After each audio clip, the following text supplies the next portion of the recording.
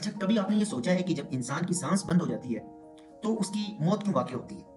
दरअसल आज हम इस वीडियो में एक शॉर्ट वीडियो में देखेंगे। जब भी इंसान सांस ले रहा होता है तो वो ऑक्सीजन अंदर लेकर जाता है और कार्बन डाइऑक्साइड बाहर आती है। और वो ऑक्सीजन एक्चुअल में इस्तेमाल किधर होती है? अगर हम ये जान लेंगे तो हमें पता चल जाएगा कि सांस बंद होने से डेथ कैसे होती है।